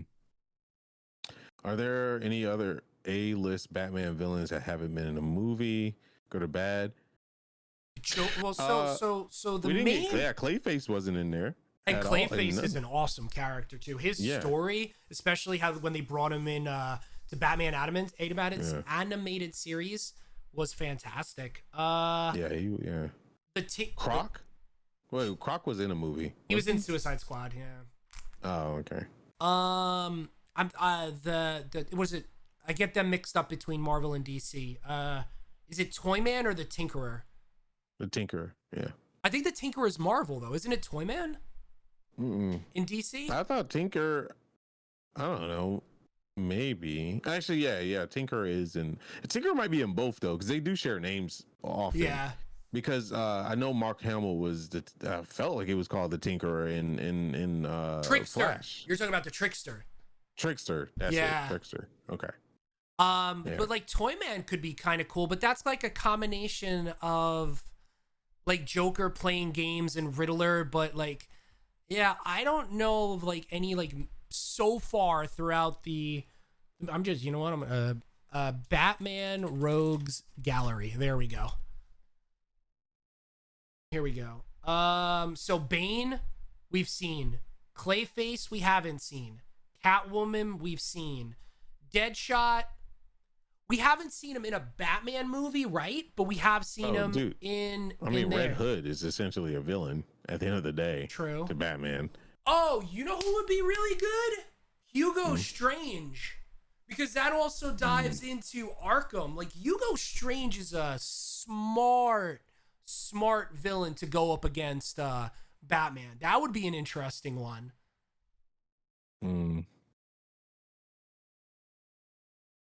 Man-Bat. That dude, Man-Bat is classic, bro. That's classic freaking Mad Hatter. Hush also. I mean, Mad Hatter's with the Tea Party and the female aspect of it, that could be very interesting at how they do it, but Hush is also pretty cool too. Yeah, it's like, God, his villains, Killer Croc, his villains are. I just realized how weird his villain. I mean, Poison Ivy was in the old school one. She was with the one with George Clooney, if I remember correctly. That because it was that and Mr. Freeze. Yeah, I mean, there's really not that many villains that hasn't been introduced yet. Penguin's been done in the Batman universe. I feel like there's been so many Batman movies and shows. Like, well, how about they this? kind of pulled who haven't actually shown up in a Batman movie. The only person I can think of is Clayface and Ventriloquist, and I mean, there's others, but I think Deathstroke actually. Deathstroke is a main villain for Batman, but he hasn't shown up in Batman. This is more an Arrow universe, Arrowverse with the TV and movie series. Yeah. Man. Actually, I don't know. I don't know. It's hard to say because they bleed like Batman, and Batman's verse bleeds everywhere, and it's just they've used every villain and they used them incorrectly. They just kind of like threw them in. I think Michael Keaton's Batman did a really good job setting the stage with those villains. Like Penguin is such a great villain. I think Clayface will be a great one because Clayface is like the origin story is pretty cool and the character's scary as shit. Like, you think when I think Clayface, I think of the Batman, the one with the teeth that had the two big teeth that's sitting off to the side. But Clayface, like the comic books that they've done with Clayface, those are horror pictures, man, of that character. It's scary looking. Ventriloquist was pretty cool in the Batman, like the original cartoon series. Ventriloquist, the guy that's just like his boss is a puppet. The puppet is the boss of him, which is hilarious. Yep. Yeah. And is ruthless, but he's like caring and like nervous all the time. It's pretty cool. Doesn't he always wear the doll always has a Tommy gun? That's like the main thing, if I remember. It was so like, funny.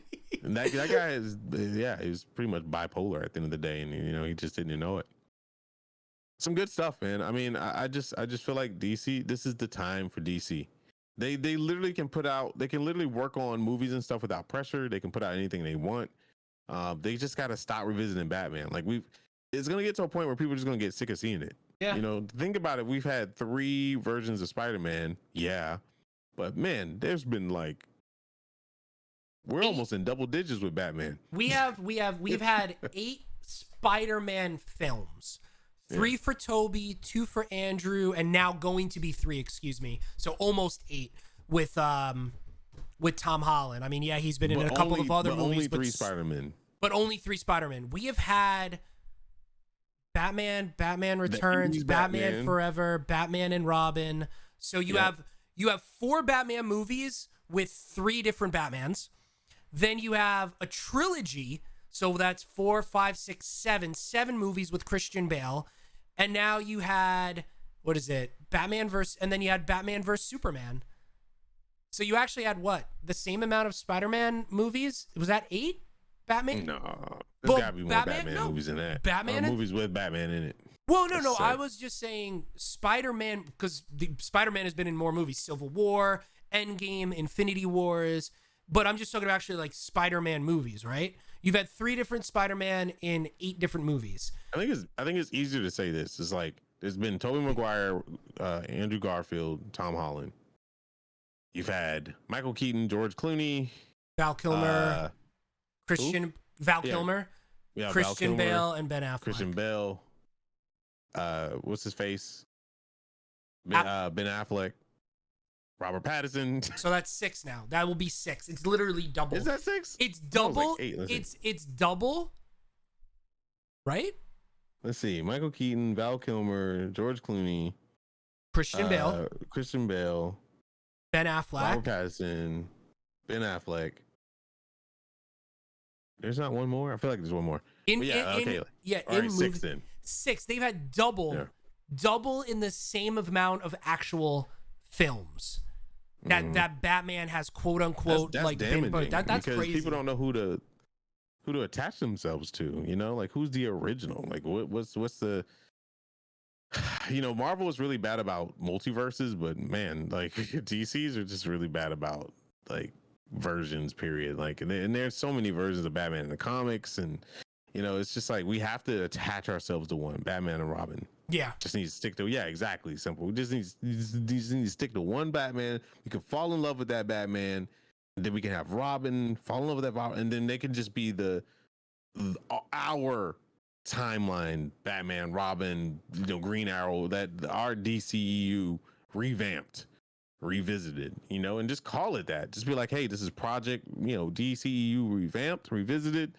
Do like a show up at Comic-Con, do exactly what Marvel does, do a timeline of what they expect to do, and where they want to start. I'd say start out with 3 films. Don't even go that far. 3 films and then 2 TV series, however you want to do, and then just have a plan and go for it. Like I feel like it's so much untapped money that they can access for DC. It's just that nobody wants to take a chance with DC because it's a failed project every time. So people are getting sick of housing DC and they want to get rid of it and sell it. The projects are so hyped, but they constantly fall flat. Even you could talk about Wonder Woman. I think actually the most successful out of all of them, funny enough, because I don't think anyone really thought or cared about it so much, was actually Aquaman, going back to it. That was the only one that I think was the most successful, and it just happens to be the one that they joke about the most. I thought Wonder Woman was. No, I mean, if you, dude, maybe it's me. Like I have high hopes for Wonder Woman, and watching Wonder Woman, especially Wonder Woman 84, how they ended that film, I was just pissed. I was not a fan of it. I was not a fan of it. I love that they got Pedro. To me, Gal Gadot does a wonderful job with Wonder Woman. Yes, she's agreed. Fucking gorgeous, man. What a gorgeous woman. She's perfect. Talk about accents, right? When we talk about Florence Pugh and the Russian, like Gal Gadot is a perfect Wonder Woman in my opinion. She's strong. She's charismatic. Great. She's great. No, there was a lot of controversy behind her getting that role, and but I think she's great. And I mean, I don't think Brie Larson is the perfect Captain Marvel. I think what's her face, Whitaker, or the girl from Game of Thrones, Vikings. Oh, Vikings. No. Oh yeah, you showed me the picture. Catherine Whitaker. Yep. I think she would have been perfect because that woman does martial arts for a living and she's ripped. Like she was a badass Viking. Like, but anyway, that's there. I just. Man, I want DC to win, dude. I want the Spawn movie to be fantastic. I really want that movie to be good. If they're still doing it, who knows what goes on in Todd McFarlane's head? Lars, agreed. Shazam was a fun ride, but here's the issue with Shazam and Black Adam. Even though they are DC characters, they don't fall under the umbrella of the DCEU because, like X-Men and Spider-Man was back in the day, the movie wise. They are actually their film rights belong to the Universal. Somebody else. It's whoever's doing Black Adam. I mean, well, Black Adam is $7 production, but I don't know who the main other production house is. But yeah, both of those properties. I think Lionsgate even had DC for a a little bit. I think feel you're like right. Lionsgate did some stuff with DC. I mean, Lionsgate's wonderful. They're in Legend. Legend is really good at doing those. Legend does a lot of fantasy and. You talking about Legendary? Yeah. Well, yeah, Legendary. So Legendary was part of the Christian Bale's Batman trilogy, but Warner Brothers and Legendary had a fallout, unfortunately, and that's why you don't see any more movies produced by them, which kind of sucks because those movies were great. I mean, you take them and they're wonderful. Didn't Legendary do the League of Men? I believe they did. I think you did. Legendary had them or Lionsgate, because there was a long time where it was either Lionsgate or Legendary that did comic book / like. You mean the League of Extraordinary Gentlemen? That one. Extraordinary Gentlemen. Yeah. Yeah, I think that was them. Yeah, So I mean, that was a fantastic movie. I mean, I just that was feel a fun watch. I don't know. DC's just such a mess right now, dude. Somebody just needs to take it by the balls and go for it, and because it only takes one person, it only takes one movie to put hope back in it, honestly, and they're gonna make a shit ton of money. Right now, people are so invested. Even DC fans are invested. Like hardcore DC fans are invested in MCU. I mean, they just keep winning. They could even start with I think TV series is the best way to go. I think movies are. I mean, just think about it. Movies are so over budgeted, and you only get like 2 hours. You have to do so much editing to cut down. With TV series, you can do so much exploration and fixing of shit. Like, it's just. I mean, you could do a 6 series or a 10 series, 11 series. Yeah. Episode season, and go from there. And then if it's a flop, then give up. But at least you had episodes to do it, and not just like a 2-hour movie or a movie that you have to scale down in 2 hours. Well, absolutely. Well, look at Suicide Squad. James Gunn, after Guardians of the Galaxy, he's having so much fun filming. What is it? The Patriot? Not the Patriot. Whatever John Cena's character is from the Suicide Squad is being brought into a TV series. He's having so much fun writing for TV because he can expand upon a story outside of a 2 to 3 hour romp. That he says, I don't know if I'm going to make another movie again. I'm just sticking with TV. Yeah, and at the end of the day, I'm pretty sure he has the freedom of everything, because they're probably like, just please do what you did with Guardians. Yeah. Like, just please help us, So, I don't know, man. It's a fun time. Like I said, it's a fun time for being a comic lover and a fun time to be a gamer. Speaking of games, we're going to go over this real quick. Black Panther, Chris Judge was finally announced, but we already knew it was Chris Judge, but still officially announced, and we'll see T'Challa in August. We don't know when in August, but we will see him in August and enjoy that little story arc. And that's when I'm going to go ham in some Avengers with that, because I've been waiting for Black Panther, Spider-Man for a long time. We were hoping that Spider-Man was going to be dropped on the anniversary of Avengers, maybe in September, hopefully. The official release of Avengers, not the early access. Yeah. We were hoping to see that happen, but I don't know, man. I don't know. I don't know if Spider-Man's gonna make, because they're not making Spider-Man. It's Sony that's doing it. Sony's actually doing all the work for Spider-Man, and it'll be just introduced to and they'll give all that stuff over, and they'll be introduced, and he won't have a story arc. He'll just be a character on PlayStation, which I'm not really hyped about, to be honest with you. Me being a Spider-Man fan that I am, if it was Miles Morales, I'd probably flip over backwards. But you always want story from those characters. You just don't want to be thrown into you're something. Just gonna throw Spider-Man in there. All right, that's gonna be cool. All right, whatever. And Black Panther, the world, everything looks great. We need something fresh and new. Don't expect too much different from gameplay. I mean, it's probably gonna be the same type of gameplay, but that doesn't necessarily mean it's bad. They do a fantastic job doing these hero skills and stuff. Yeah. Like, people just don't give credit to that. They all feel different. People are just mad with the story and content. It's understandable. Yeah, and I mean, speaking of games, obviously that will be sometime next month. Presumably either sometime this month or next month. For you mobile fans, we will have Future Revolution. I'm actually excited about that. It's already been out in Canada and a couple of other places, and the game, it could easily be a console game. Like the graphics look great. There's a lot of story and a lot of end game stuff you could do on post game stuff. So if you're a Marvel fan or a superhero fan, we all have phones. It's a free to play game. Obviously, you could do something. We don't know when it's coming out. Yeah, we don't know when it's coming out, but it is available in Canada right now. So I assume it's going to be available here by the end of the month or sometime in August. They have beta signups still, so I'm curious to that. But at the end of the day, it's like I hope they port it to PC. Like it would be nice. Play it on PC. To have full control. It fits perfectly for PC, and the controller support you could do with it if you wanted. If you didn't want to do mouse and keyboard, I mean, it's pretty much all right there. We'll see what happens. It looks it looks to be pretty good. So I mean, those are the and then obviously Guardians of the Galaxy in October right now. Those are like the three biggest hitters right now when it comes to superhero games over the next couple of months. So it's gonna be a fun ride over the next couple of months for sure. Yep. Well, everybody, if you got any questions, comments, concerns, you put them in the chat. But we are at the end of the show. Yeah. Hope you guys enjoyed it. We had a lot of fun. We're going to talk about schedule real quick while we wait and see if you guys have any questions or anything. Yeah. So as far go ahead. Elwood Blues, thank you so much for your comments and stuff, and everybody else that was commenting in the chat. We do see them for sure. And but schedule wise for the next 2 weeks, it's going to be kind of shaky for me personally. I have something coming up that will be announced later. I have a couple of things coming up. New World has already been announced, so I have a lot of stuff to do with New World. And then that is a sponsored gig, so I'll be doing that. And then the thing coming up in 2 weeks, actually next week. Over the next week, the next 2 weeks, I'm going to be kind of slammed. So we're probably going to record at least a 30-minute like podcast type thing or visual podcast, whatever. We'll see what we're going to do. And have that out. It'll probably cover Black Widow. And there's probably going to be a week where we not have a show. So or Matt can do one by himself if he wants to. We'll talk about it. You're my co-host, man. So I'm yours, you're mine. We'll figure it out. Twitters and a Rare Drop Twitter, and on our Twitters, I guess you could say.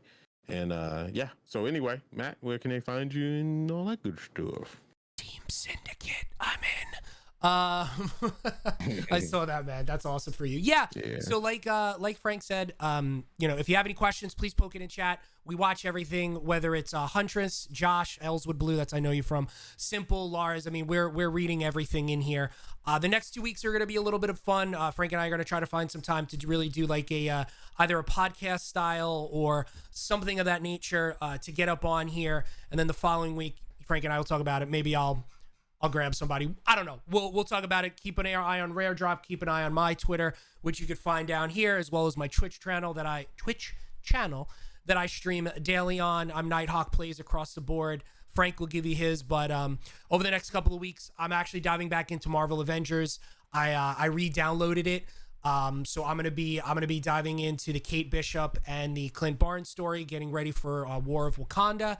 I got a couple of other fun things that I want to do with Fall Guys and really wait. And oh God, actually, I'm sorry. So I know you're a League of Legends fan, Frank. I'm not, but I am a Pokemon fan. They got a League of Legends style Pokemon game coming out next week. I am going heavy into that, called Pokemon Unite. I played the Japanese demo a couple of weeks ago, and I think I lost all but 2 games. I absolutely had a blast playing it. So I'm going to be checking that out starting on Wednesday, depending on when it releases. So a couple of things on the board, finishing up Ratchet and Clank. What you can say, Frank, what are you doing? I'm going to be busy hosting Frank's a bunch of stuff. Yeah. I'll just tell you that. And of course, I do my TTRPGs. We're gonna be picking up another show, a couple of shows. There might be a show in September. There's gonna be a show coming up in mid-August that I'll be a part of. So I'll be a part of 3 shows, and then we have the New World stuff coming up next week on the 20th, which is next week is in 2 days. Lord, no, 3 days. Excuse me. Is it really the 20th? I think the 20th is a Tuesday. Yeah, and Monday is the 19th. Tuesday. Oh my God. So Tuesday is the opening day for New World closed beta, and I will be going hamburgers on that because we got a war to do. It's a big old war between 3 factions. They're going to be announcing all the factions throughout the week, but throughout the weekend, I guess, because it starts next week. So hopefully they announce somebody Monday and Tuesday. I think that's probably how they're gonna do it, but it's gonna be really a lot of fun. If you're interested in New World, go check it out. Right now I'm literally just playing Sword of Legends online. I literally just play that game for a week straight, so MMO. That's where I'm pretty much my origin story of Twitch, and then I'm glad to be back on it, dude. I love MMOs. Other than that, that's pretty much all I'm doing. I mean, Twitter is the best place to find out what's going on. Honestly, you'll get to see the announcements first on Twitter, so make sure you follow. And that's his here. If you want to follow my channel, it's just Technique. If I talked in the chat, you can click on my name and just go straight to the channel if you want. And hit the follow button. We have a good time. We have a great community, and we chill. Alpha codes start going out on the 19th, I believe. Just prep for download. Yeah. I think they're gonna have like a preload on the Monday, maybe something like that. Preloads, please. I mean, technically, like I already have my code. It's just the preload is not up yet. So, cool thing is that if you do watch me or any other streamer that's doing New World. If we get kicked from the game or something happens, we won't have to wait because which is a good thing. So what do you mean? Well, I think they're going to install a queue system for everybody to where it holds their place. Oh, it has a kind of like a auto reconnect feature. Like you don't have to. I think it's like a 5-minute window or something. I think they did that with preview as well at the end because it was a problem with previews. Like you get kicked, you have to wait like 1,000 people or whatever. God, that's smart. I think they're gonna do that hold queue thing for people in general, so that'd be pretty cool. I hope. I know Final Fantasy did something like that similar. So I hope. Cool. I hope this is a good start for Amazon Game Studios. They haven't been able to get it right, and I know a lot of people have high hopes for this one. I know Crucible wasn't what people thought or saw, and I do hope that this is the thing because Amazon should be a big player in this world. They just haven't been able to get it right. Amazon just dropped the ball on competitive games, though. Like it. That's the only thing. I mean, that's the only thing they pushed out. And competitive games is just a hard market in general because you got to kind of go where the meat is, and that's kind of what they're doing. But Amazon, I mean, they're doing their publishing thing too. With Lost Ark, it's going to be a pretty big hit. So I think Amazon kind of wants to have their feet in both ponds. They want to, they want to do publishing and they want to do creation. So I think that's a grand idea. So Amazon Games is not going anywhere. That's for sure. They already stated that. So it's not like they're going to close down like a company or nothing like that. They have plenty of money. All right, guys, but that's about it. If you want to catch me on TTRPGs on Fridays, I do Rhyme of the Frost Maiden on Table Story. And then, like I said, there's going to be a Monday show and another show in September. All the information will be released when it's released. Yeah, I'm just trying to keep busy, try to keep busy. No the voice acting thumbs. And stuff is coming down as well. So whenever I can announce video games, I'll let you guys know. But other than that, hope you guys have a good week and keep comics in your life and keep reading up and do your homework. Watch Black Widow if you haven't. Titans, I'll try to catch up. And we'll talk to you guys when we talk to you. It's either going to be a podcast that we record or see you in 2 weeks. But we'll work it out. You can't come check us out on our channels and hang with us because we'll still be doing there. And I'll be talking. I talk about comics and stuff all the time anyway. So, all right, guys, have a great day and see you guys next time we see you. And just be prepared for hopefully What If by then. Yeah. Have a great weekend, everybody. See you on the mix, guys. Peace. See you later.